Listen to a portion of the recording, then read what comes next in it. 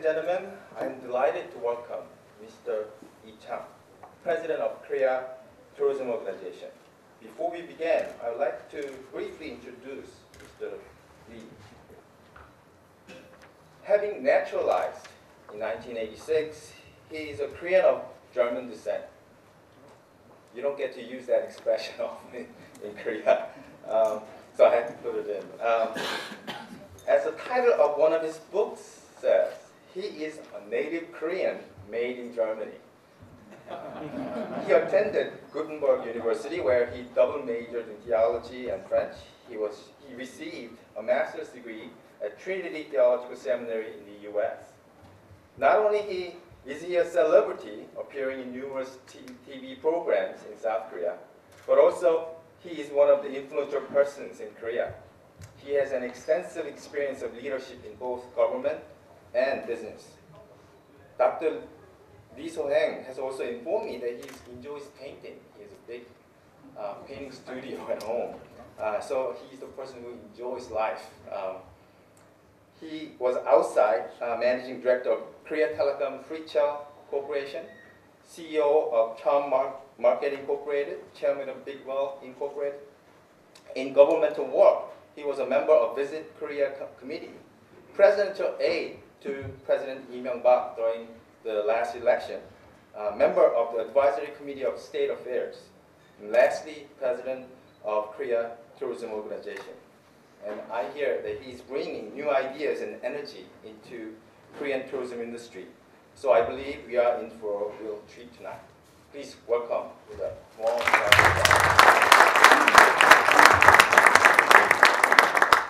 Thank you very much for that introduction. I think a little bit too much here. Well, Your Excellencies, Dr. Kim, and ladies and gentlemen, guten Abend, good afternoon, buenas tardes, or daja hao. I don't know. We don't have any Japanese here, do we? Sorry. I met the Japanese ambassador actually this afternoon. We had a good talk. Japan really now has a terrible tragedy happening, but it seems like I talked to the Japanese ambassador and told him that I feel that this is an opportunity also for Japan to kind of show its potential, and I'm sure it will. It will overcome this crisis and come out even stronger. For us, of course, Japan is our main market, and our tourism influx, inbound tourism, 34% is from Japan. So to us, it's a very important market, of course. But I'm sure that even in spite of this tragedy in Japan, tourism industry in Korea will continue to grow, and even the exchange with Japan after a short kind of cooling down period. But I'm sure this will actually lead to even more exchange. And already now a lot of warm felt helping hands are extended from Korea, and will definitely contribute to strengthening the friendship between Korea and Japan. Today I want to talk about my favorite topic at the moment is tourism, since I'm in charge of tourism in Korea. And the topic I chose is tourism is an industry of hope. Of course, in general, tourism all over the world is the one industry I think that has still a lot of growth potential. And more than any other industries, it has the potential to create jobs. Jobs not only in the level of the experts and the highly educated, but also across the board. From Singapore, we know that Singapore is very, very successful in promoting the tourism industry. And last year alone, Singapore opened 2 new integrated resorts, which led to my information, to about 100,000 jobs. Just 2 resorts. I think there is no other industry where investment can lead to so many work places and create so much synergies, not only for one industry, but also for a lot of related industries. As I was informed, like in Singapore again, the opening of the two big mega resorts led not only to a huge business inside of the resorts, but shopping, all other areas that have to do with the service industry. In Singapore went up 20–30% because of that, because of the huge tourism infrastructure that's being built. That is just an example of what tourism industry can do with the right, attention by politics and by the society in general. Tourism industry also creates a lot of synergies. Every year, the World Economic Forum publishes the tourism industry competitiveness ratings, and they did that for many years now. Last year, Korea was number 32 in the competitive ranking, and number 1 was Switzerland. Yeah.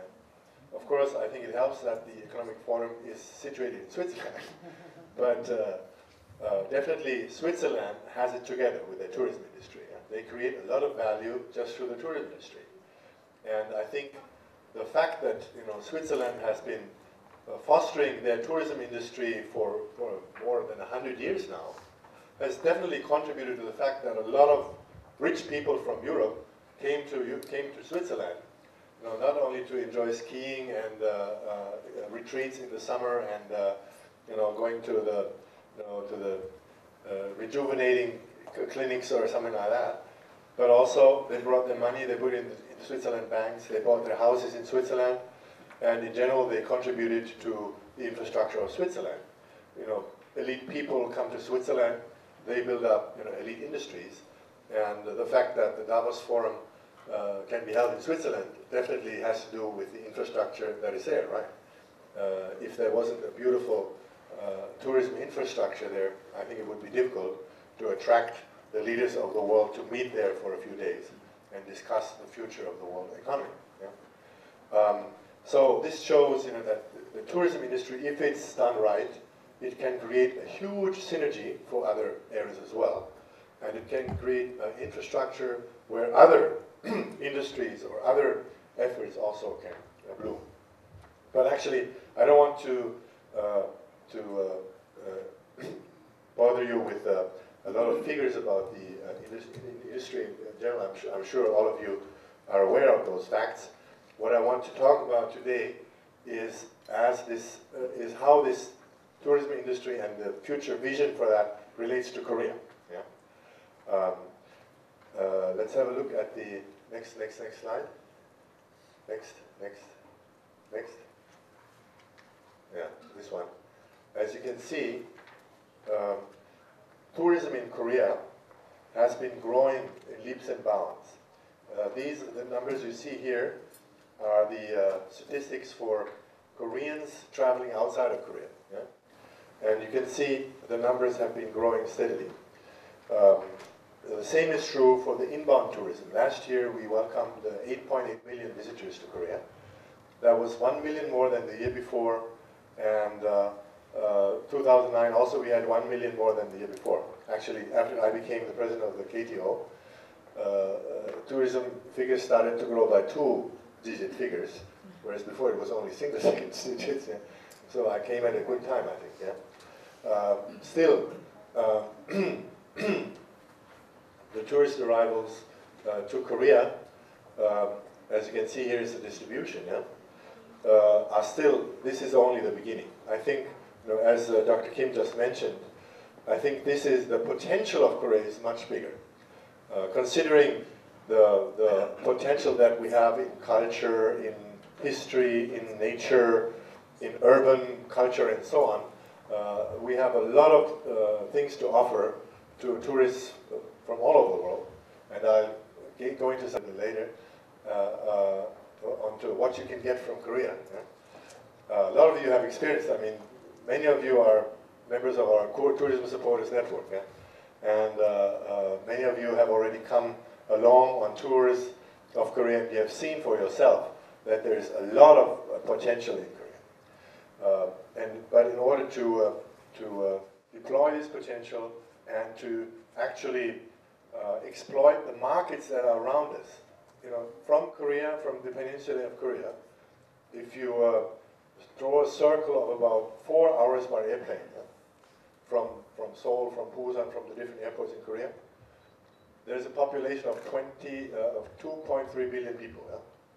Yeah? So there's a lot of market around. Yeah? Switzerland in Germany, in Europe, has a near market of only 3 billion people. Yeah? Of 300 million people. Yeah? 300 million people. We have almost 10 times as much in our neighborhood. So I think you know, if we develop our tourism industry right, you know, 8.8 million is not very much. Yeah. In the future, we can attract, I think, for sure, more than our own population. I mean, Singapore has a population of 5 million now, Mr. Ambassador, 5 million, yeah. Singapore, yeah, 5 million. But last year we attracted 12.5 million visitors, yeah? And that's not counting the people from Malaysia that came by bus, yeah? But you know, by airplane and ship only. Yeah? So you know, the potential is there. You know, a place like Singapore, which has a territory only the third of Jeju Island, yeah? And has, of course, a lot of infrastructure, but you know, Korea has infrastructure, and we can build much more infrastructure. We have nature, we have culture, we have a lot of attractions, yeah, that other places don't have. So if we go at it right, definitely we can attract more than our own population. Yeah? So for the future, I think you know, we have to find figures, you know, incoming tourism in the many tens of millions. Yeah? But how we do that? First of all, we need to, of course, project an image of Korea as a tourism destination. Right now, the world doesn't know about Korea as a tourism destination. They know about Korea as a country that makes good cellular phones or nice cars and plays soccer okay or is very good at ladies golf or something. But that's no reason to come here. Huh? So a reason to come here, we need to give people a reason to come here. Most countries in the world have a definite image that comes to mind when you think about the country, and that's related to tourism, yeah, and related to why you should go there. So let's say places you have to see before you die or something. Yeah? So like here's some examples, yeah? In France or United States or in China. Yeah? But in Korea, when you think of Korea, nothing comes really to mind where you can say, this is something I have to see or I have to experience before I die, right? Not yet, yeah? But I think there is a lot of things, yeah?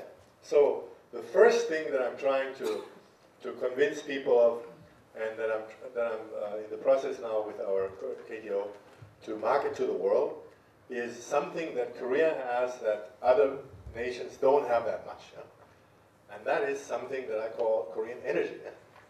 I think Korea is a country that has a lot of, you know, we have beautiful culture and beautiful palaces, we have beautiful mountains and so, but that's not something that we can project as a huge symbol, because you have to get to know it before you understand the attractiveness of it, yeah? Korean palaces are very attractive and very, very deeply philosophical, and if you get to know the story behind the palaces, it's fascinating, yeah? But at first sight, the palaces don't look much different from palaces in China or in Japan or in other Asian countries, yeah? Or the temples and so on. Yeah? The mountains, beautiful, fascinating, spiritual mountains, but they're not so high as the Alps or the Rocky Mountains or so, and at first sight, they are not very distinctive. You don't see what's the difference here, yeah? So I think, you know, the one thing that Korea can offer to the world is not so much the external stuff, but internal things, yeah? And one of those things that's very, very obvious is the energy. Yeah? Korea has an energy that you cannot find anywhere else, yeah? And this Korean energy comes in three different forms, yeah? That I've defined as Ki, Hung, and Chong. A little bit Korean here, yeah? Ki, and there's the Chinese character as well. Ki is, down here, is the energy that is basically the basic, the foundation of energy. And Ki you can find in the nature of Korea, you can find it in the culture, you can find it in the food, you can find it in the architecture, and you can find it in the people even. Yeah? And let me explain a little bit about Ki, yeah? Korean Ki. For example, if you go to Korean mountains, yeah? Korean mountains from a long time ago, all over Asia were famous for some kind of mysterious power. Yeah? And even the Chinese emperors, they sent their envoys to find the fountain of youth in Korea. Yeah? Because they heard and they knew that Korea has some mysterious kind of frequency somewhere in nature where, there's herbs and medicines with great healing power, starting with ginseng and all kind of medical herbs. But the reason why they're so good is apparently because of the natural conditions, yeah? What you call the terroir or so on, and the weather and so on. But something plus alpha, something different also, some spiritual energy that you cannot find anywhere else. Yeah? And there is a lot of mountains in Korea where you find a lot of spiritual energy. If you go to some of the holy mountains of Korea, like Gaeryong Mountain or Haebaek Mountain or Chiri Mountain, yeah? Or even to Gangwon Island, to the Mani Mountain, yeah? You find, as you go there, there is a lot of Buddhist temples, shamanist altars, Christian prayer centers, yeah? On the same mountain. Because when people go there, they feel something, they feel closer to heaven, or they feel more spiritual than anywhere else, yeah? And if you understand a little bit about this, when you go there, you can actually feel it. Yeah? There's something special about it. I mean, if you just go to the mountain, you look at the Korean mountains, one thing that is very obvious is that, you have all these chains of mountains. So if you go to the top, you just see a lot of chain of mountains. There's the closest mountains to you, they are very distinct, yeah? And usually green, depending on the time of day, of course. Then the next row of mountains is a little bit more hazy, yeah? And then in the end, you cannot distinguish, is it mountains or is it clouds, yeah? So, the heaven and earth kind of are not separated from each other, but are as one whole, yeah? Which gives you a feeling that, heaven and earth is as one, means spirit and matter is one. So you get a lot of philosophical thoughts from that kind of environment, yeah? When you go to the mountains, you get, to think and to meditate and so on, and you feel some mysterious kind of environment, yeah?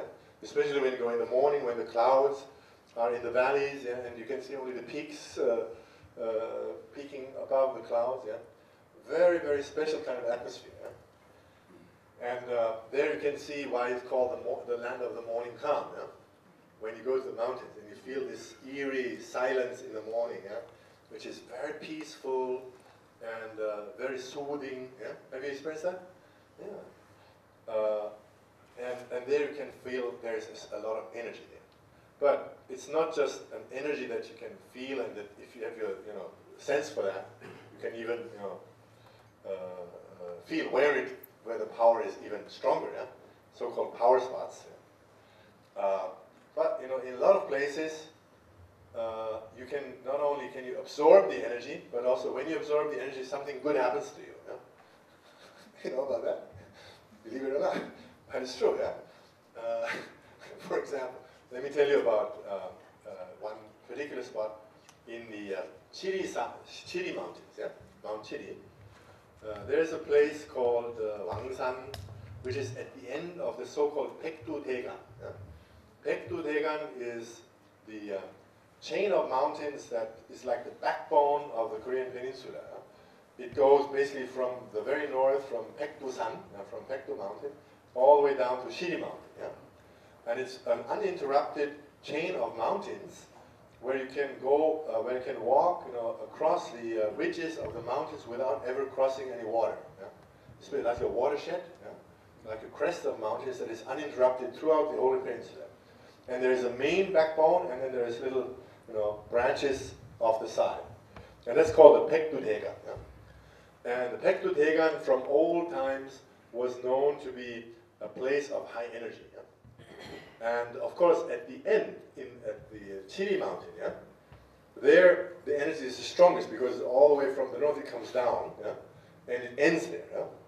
So when you go to this place called Wangsan, which is basically at the end of the main backbone, yeah, you are actually at the receiving end of this energy flowing through the Paektudaegan. Yeah? And there's a place called Sancheon. Sancheon is the village there.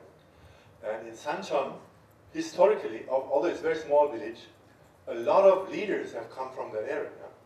Yeah? And from ancient times, people thought there must be something special in nature that so many great people come from this little village. There must be some special energy. Yeah? So they go there and to try to receive this energy. And recently, a thing was built at the foot of the Wangsan, of this Wang mountain, yeah, which is like a triangular mountain, and according to the geomantic principles, it's an ideal spot for a positive energy. Yeah? So we call it yang ki. Yeah? Ki has different shapes. Yeah? Ki is heavenly ki, chon gi, and earthly ki, chi gi, and seng gi, which is human energy. Yeah? And there is gi and yang gi, which is and yang, yin and yang. Yeah? So there's different forms of this energy, but in this place is a very strong yang gi, which is like a male or very strong positive energy. Yeah? So at the foot of this mountain, they built a little kind of like a shrine, yeah? And erected a big rock at this most powerful spot, and they carved the Chinese characters of the Book of Changes, which is the basic Taoist manual for fortune telling. Yeah? And so you have all the symbols for the different areas of luck. Yeah? Good luck. For example, for good luck in money, or good luck in love, or good luck in whatever you need. Yeah? So when you go there and you touch this rock, yeah, what happens is that you absorb the energy of the Paektudaegan, and you feel good. But also, then positive things can happen to you. Yeah? You believe that? By the way, I went there about 2 years ago in March, and I touched the thing, and I felt really good. Yeah? And that was like at the end of March, and the next day when I came back to Seoul, I got a telephone call from the Blue House. We are considering you for a public office. What do you think about it? After I told that to some friends, we have to go there. But there's many power spots like that in the Korean mountains, which where you can absorb this ki, this energy. By the way, a friend of mine who came from New Zealand, he fell in love with the Korean mountains some time ago. His name is Roger Shepherd, and he was a member of the New Zealand police force. And he came here about 20 years ago as a bodyguard for the then Prime Minister. And he took some time off and went hiking in the Korean mountains. And he fell in love with the Korean mountains. And after that, every year, every vacation, he came to Korea, hiking around the mountains of Korea. Then he discovered the Paektudaegan. Yeah? And it's about a trail if you want to walk it, yeah? Up and down the mountains, and some curves and so on. It's just in South Korea, from the southern tip to the northern border, yeah? About 736 kilometers straight. Yeah? This trail on this thing, and he walked it all, yeah?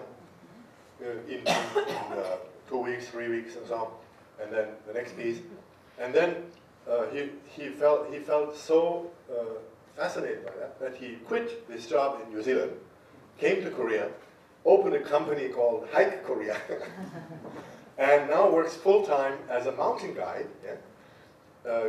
Bringing business people or expats in Korea or visitors, leading them across the pass with the bikes and the mountain trails and so on, explaining about the history, about the stories and so on, and sometimes doing it as a leadership training kind of thing.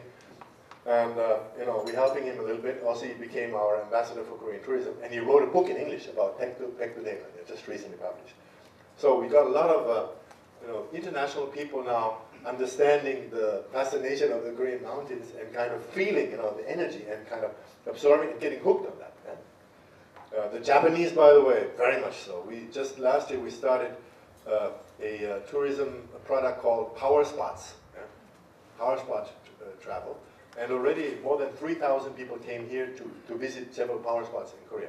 That's all they do. They come here and visit the power spots and get the energy.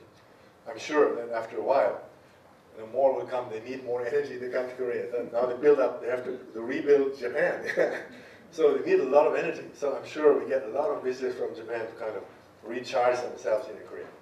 Another thing, of course, that you can find this key is Korean food. And to many of you who came on the tours with me, I already explained to you about how Korean food is actually energy food, right? And all of you have experience, right? When you eat Korean food, do you feel tired afterwards? Have you ever felt tired after eating a Korean meal? Not really, right? But the reason, there's a reason for that, because Korean food is, of course, Korean food is, of course, basically designed to give you energy. And the reason for that is because it's based on the philosophy of yin and yang and the 5 elements. The yin and yang and 5 elements theory is basically the universal cosmic energy comes in 5 different shapes and forms or flows, represented by wood, fire, earth, metal, and water. And if these energies are in harmony and in balance, they give you positive energy. That means when you have a balance in yourself of the 5 energies, you are very energetic, you're very happy, you're very vital and healthy and so on. But throughout the day, in our daily lives, we spend the energies in an unbalanced way. So sometimes we spend too much fire energy, or sometimes we spend too much water energy. And then the energies get out of balance, which means that we become tired, we become listless, we become sad, sometimes sick, or depressed, and so on. So what the Korean food does, it's an opportunity to get your energies back into balance. And the reason why it can do that is because the Korean food always contains the 5 energies. The 5 energies come in 5 different tastes and 5 different colors and 5 different textures and so on. So we also have the 5 varieties in one Korean meal. The five tastes are, wood energy is of course sour, and fire is bitter, and earth is sweet, and metal is spicy, and water is salty. And then you have all these 5 tastes in the Korean meal, always. In the kimchi itself, you have the 5 tastes. But always on one table, in one meal, you have the 5 different tastes. You have always something sweet, something bitter, something sour, something salty, something spicy, always there. And you have the 5 colors, which is like wood is green, and fire is red, and earth is yellow or brown, and metal is white, and water is black. So when you eat, your body automatically knows what energy you need, or which one is too much, so you need to calm it down by getting the opposite energy or so. So your body instinctively feels attracted to different tastes. One day you feel like eating spicy. One day you feel more attracted by the sweet, or one day you feel more drawn to the salty. And in a Korean meal, you can immediately follow that instinct. And as you follow that instinct, feel, oh, this is very good, so you have to a little bit more of that. And after the meal, what happens? You feel energized. You don't feel tired, you don't feel down, but you feel energized, right? Isn't that so? So anyway, you try it next time. And when I first came to Korea, I took a lot of Korean friends, Korean businessmen, on trips overseas to meet with other business people, and so as a consultant, I was doing it many times. And I was always very angry at the Koreans because they always want to go to a Korean restaurant, even if they go to Paris or go to Venice or some places where you can have beautiful selection of gourmet food. Always they want to go to a Korean restaurant. First place they want to go. So I say, why do you do that? You have such a selection of beautiful, different gourmet foods. Why don't we try something new? And then they will say, well, if I don't get my Korean food, I feel I don't have any power. So at first I thought, this is nonsense. But now, actually, I feel the same way. You know, I like all kind of gourmet food. So I was in Germany last week, so I had a lot of German food, and you know, not just sausage and big apples. The German cuisine has a lot to offer. You know, there's beautiful haute cuisine in Germany as well. But after 2 or 3 days, you know, I need some Korean food because it happens to me also. Then after 2 or 3 days, I had no Korean food. I feel tired. I feel listless, and so I need some Korean variety. The fresh and of course Korean food always there's very little processing, so it's only slightly cooked, slightly fried, and so on. The reason being, you want to preserve the original color and the original taste. So with Korean food, you always, if you know what it is, you always taste it, right? Beef tastes like beef, and cabbage tastes like cabbage, and so you don't cover the original taste with the spice or with the sauce. Yeah. The reason being that the original energy of the natural product should be preserved and should be able to be absorbed. Yeah. Yeah. So it's always very healthy, and it's always light, and it's never too heavy. Yeah, right. So anyway, it's energy food. Yeah. But the reason why is basically because this basic energy can be absorbed even in the food. Yeah? And then, Korean houses, architecture is like that. In the picture there you can see part of Korean energy carry around with represented by the Korean wood, fire, earth, metal, and water. Korean chili powder is also and if these energies are in harmony, Korean chili powder is not only spicy, they give you positive energy. That means when you have a balance, if you have this chili powder and chili, which you are very energetic, you're very happy, it's making very vital, and you're healthy, and so on. Yeah? But taste the 5 tastes. It's sweet, and it's sour, and you have a little bit bitter taste. At the end, you have a little salty, and of course the spicy taste. Yeah?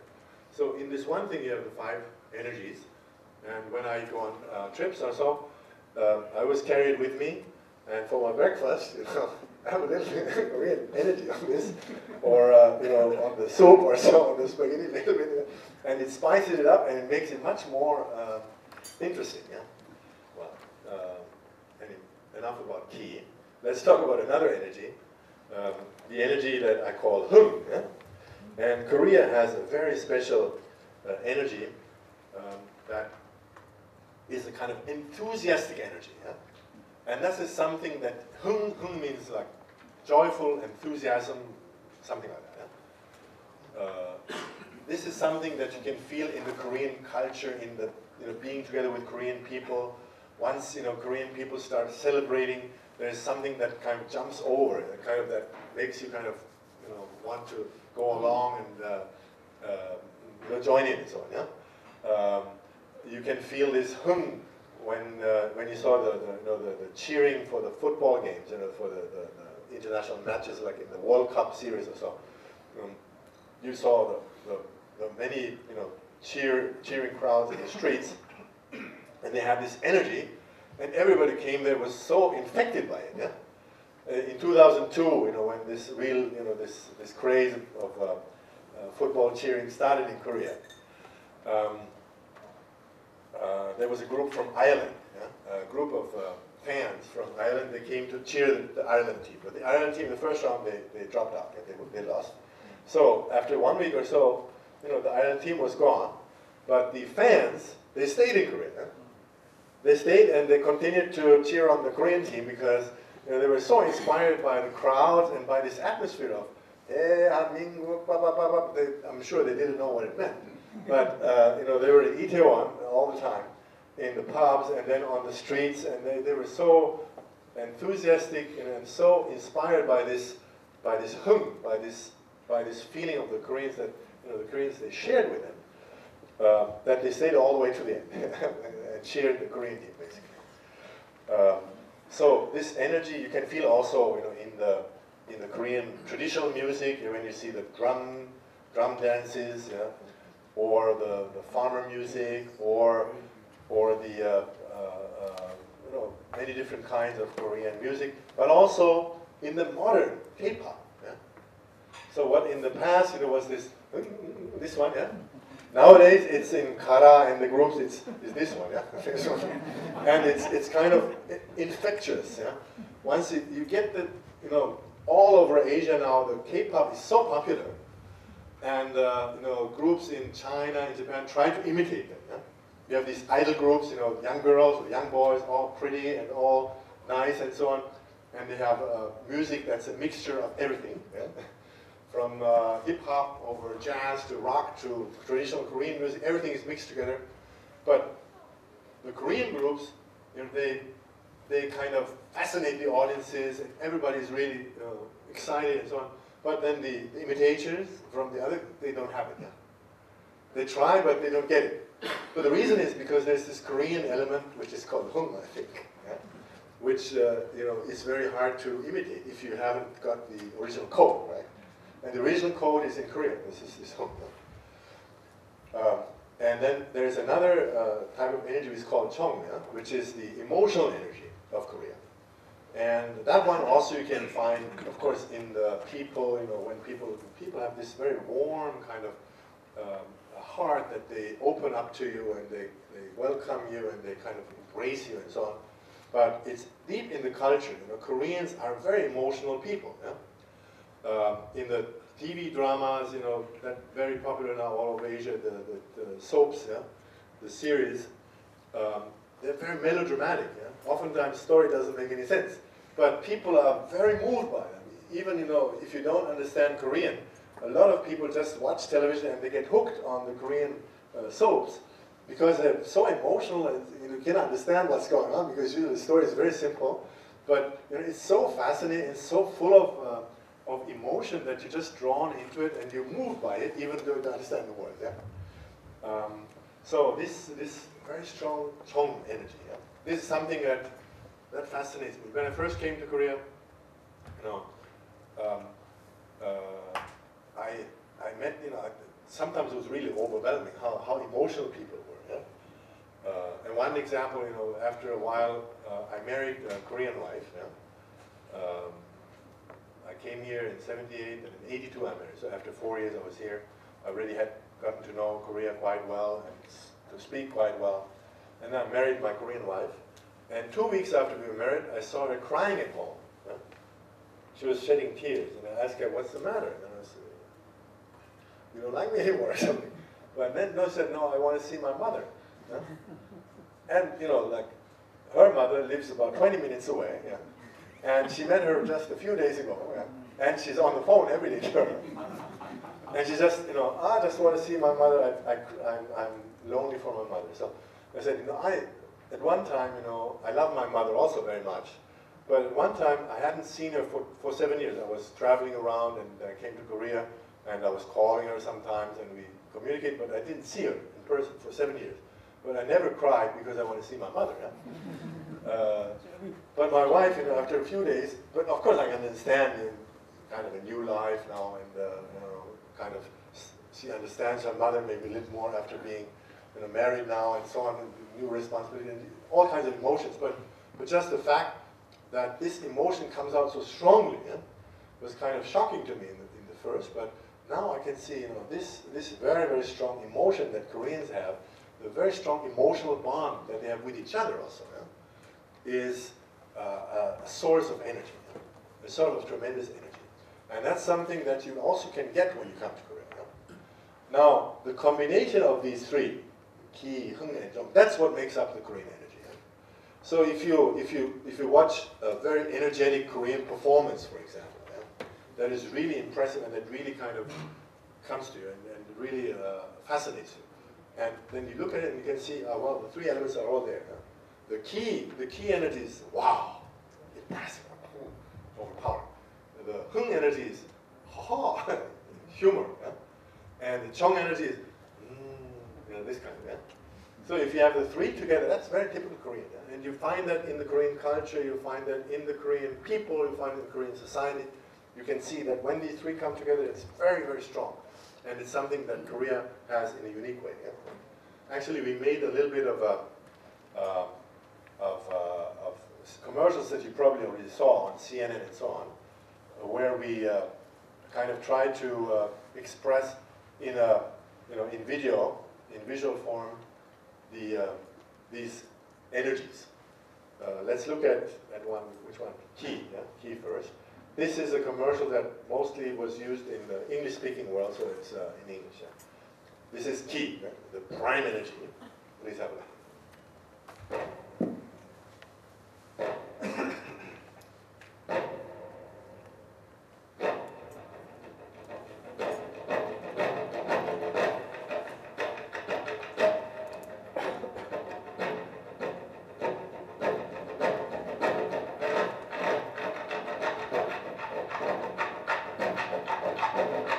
Korea, be one with earth and sky.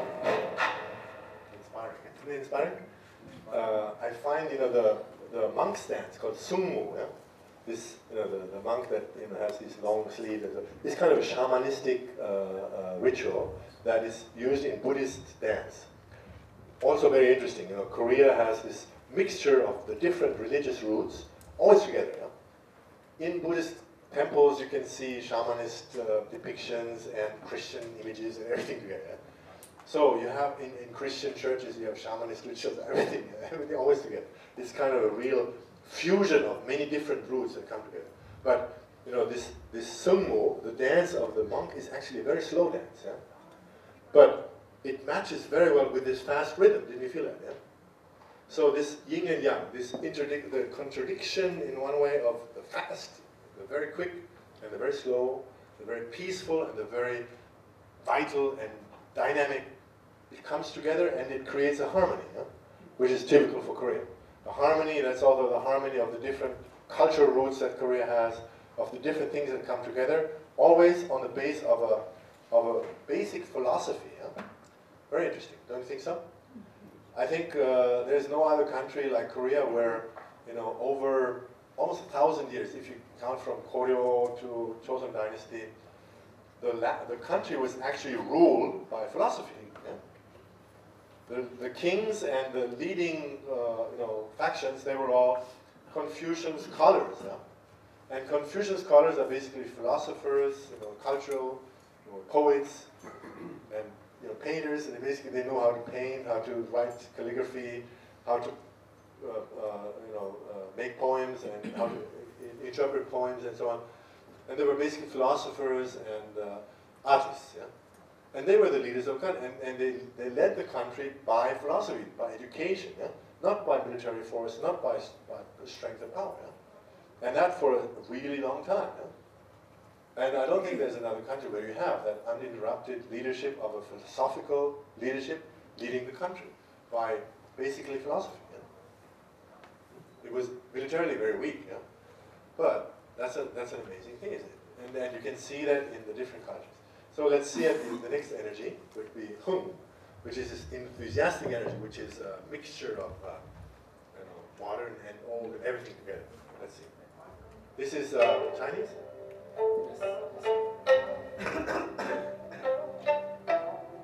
有动感，有热情，有心动，有兴奋。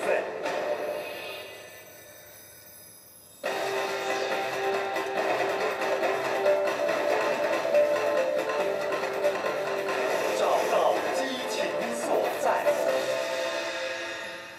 Let's see the same thing in English again.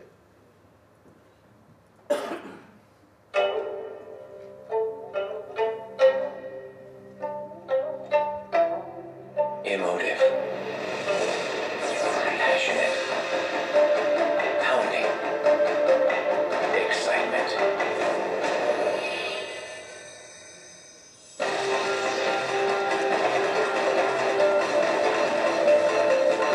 Korea, be energized. So if your battery is a little low, come to Korea, be energized, yeah? Recharge yourself. You can do that. Did you recognize the song? Yeah. The next one is the warmth, yeah? the emotional energy. That one mostly was shown in Japan, so it's in Japanese. 旅人をもてなす心が受け継がれている国、韓国。水を出す時には柳の葉を一枚浮かべたと伝えられています。一息に飲んでむせないようにという小さな心遣い。忘れかけていた優しさがきっと見つかります。 The actor is called Bae Young-jun, and he's the first of the Korean wave actors, so to speak. He played in a drama called Winter Sonata, and that became hugely popular all over Asia, mostly because I think the image of the man, who is really warm-hearted and really, soft, but at the same time, still attractive and looking good. So he's like a god in Japan or in other Asian countries. And I went with him to the Tokyo Dome, where he introduced his book. He wrote a book, The Beauty of Korea, Discovering the Beauty of Korea, where he traveled all over Korea, and looked at traditional handicrafts or cooking and things you can experience in the different provinces. And he wrote a book about it, and he took the pictures himself, and he published that in Japan. He introduced it to a group of 50,000 of his fans in Tokyo Dome, and on that day he sold about 100,000 books. That was amazing, yeah. And we introduced together Korean tourism a little bit on the stage, and all the Japanese ladies, usually in their 40s or so, when they saw him, he came on, they said hello, and it was, oh. Yeah, it's fantastic. Then I came on and said, hi. But this emotional energy, the story, is basically a traveler traveling, and sweating and very hot. So he comes to a well and wants to drink some cold water. There's a young lady, and he asks her for a drink, and she gives it to him in a bagaji, in a Korean gourd. But when he drinks, he discovers there's a leaf on it. So in order not to let the leaf come in his mouth, he has to blow it and swallow in very small swallows. Drink a little like that, yeah.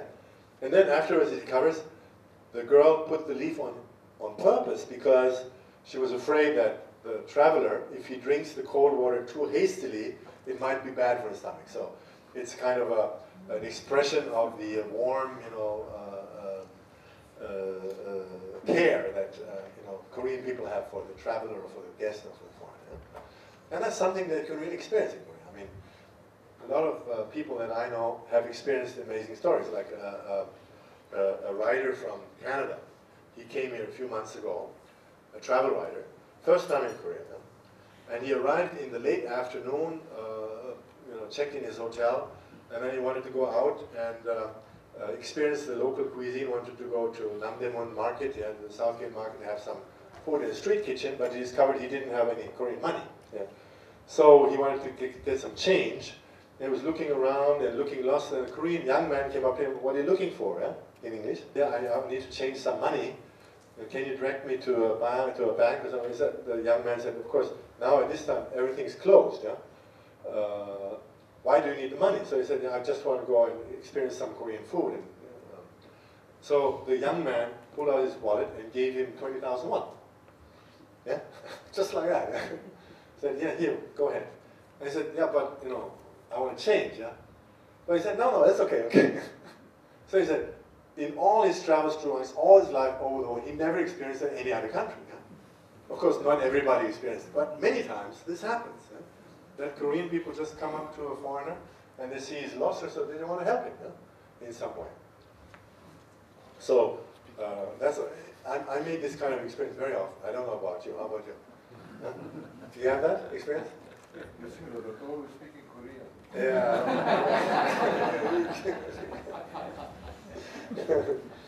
Well, anyway, I think Korea has a lot to offer the world. I mean, this is just one little aspect. The energy that you can get from Korea. You can come here and you just absorb it, and be energized, and of course be inspired. I mean, Korean culture is really inspiring if you get into it and you get in the depth and the stories and the background of Korean culture. But how do we get the word out? Yeah, of course we do advertisements and we go across the world and do events and so on. And more now, Korea is getting attention, and people get a little bit curious about Korea. And I think in some period of time, Korea will become a really trendy place. Of course, we will do our best to speed up that process, but sooner or later, Korea will be the happening place, and people think, wow, this is exciting, yeah? This is something where I have to go.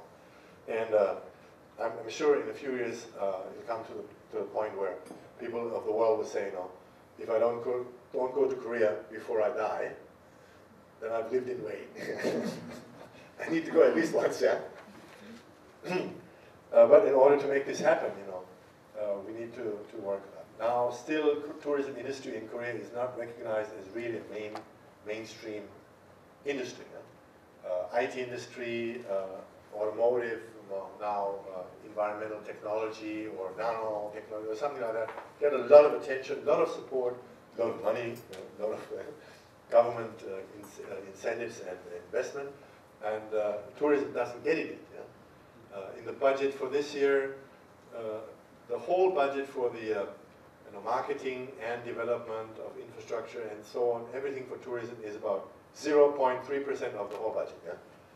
Whereas the tourism industry, contributes to the GDP at a rate of like almost 8%, 7.9%, and jobs more than 8%, 8.4%. So it's not a real, recognition yet of the importance of this sector. But in order to get that, we need to kind of change people's mind in Korea, but also we need to kind of get the word out to the world. So with our limited budget and our limited resources, we can do only so much. So one thing I started when last year was the idea that in order to create the awareness of tourism as an industry, as an important industry, and as the industry of hope that it is in Korea, and also to kind of get people to look more intensely at Korea, we started a thing called the Korea Tourism Supporters Network. And some of the activities that we did were, many of you have come to that already. And the idea is that, for the activities, once a month or so, we do a actual tourism tour, one night, 2 day trip to a local tourism spot. And we look around and look at the tourism potential, at the attractions that are there, the history, the culture, the nature, and so on. Usually, the local authorities, like the mayor, will come and greet us and give us a welcome. And then in the evening, we sit together and we have a discussion. Yeah? And we exchange our impressions, of the day and some recommendations and some ideas. And so a lot of it already came out of that. And last year we went to 11 places, and many of you shared our experiences there. And it was really a very, very good PR, of course, for the local areas, but also the local mayors were very inspired, and the local authorities very inspired to find new ideas and some new input and so on. And of course, it contributed also to kind of creating more of an awareness of tourism in Korea. Now we have about 3,500 or so members, yeah? And it's basically Koreans from all walks of life, from the company president to the university student, and a lot of expats. But also now we have a lot of groups of the Korean tourism supporters also in other countries. Yeah? So all over Asia already, and starting in Europe and in Americas also. And the idea is to create a network of people who are interested in tourism and like Korea to some way and want to know more about Korea. And as they find out more, they become honorary ambassadors for Korean tourism. Some of the excellencies that have joined us already became honorary ambassadors for the local community. Like the Russian ambassador, he became the honorary ambassador for Tanyang, for example. Or who was it? Was it the Czech ambassador or the Czech ambassador for Gyeongju? Yeah, you were there. Huh? Right on the spot, he was kind of giving his experience that, I love Gyeongju very much, and the Gyeongju mayor said, okay, be our ambassador now from on. And he said, okay, why not? So, already, now they have become, really close, and he's been there a few times. Also, all the people who came with us, they've been to the places again and again. Interesting enough, most of the Koreans who come on these trips go there for the first time, even though they lived all their life in Korea. Yeah? Like we went to Gyeongju with about 1,000 people to Gyeongju, and most of them, of course, Koreans. But most of them, you know, in their 50s and 60s and 70s even, they've been to Gyeongju only once during their school days as a school trip. Yeah. After that, they never went there. Yeah? But now they came again and went to Yangdong village, you know, which is a UNESCO designated cultural heritage village, village where you can see, you know, the life of Confucian scholars as it was, you know, throughout the Joseon dynasty, and still there's a lot of families who live there and practice the Confucian rites and have their family stem, you know, the main home of their family there, where they, you know, manage the ancestral traditions and tablets and so on. It's very inspiring, very interesting, and very living kind of culture. You know? So this is something that really not only inspires me, but really helps going tourism. And I invite all of you, if you have time, please join us and come sometime. Yeah? Join us on one of those tours and maybe other activities that the tours will do. Well, I think that's all the time I have for today. I hope I inspired you a little bit to want to know more about Korea and its inspirational aspects here. And I can assure you there is plenty of them. Definitely, I will be there if you want. If you have questions or you want information on where to find more of the mysterious attractiveness of Korea. Thank you very much.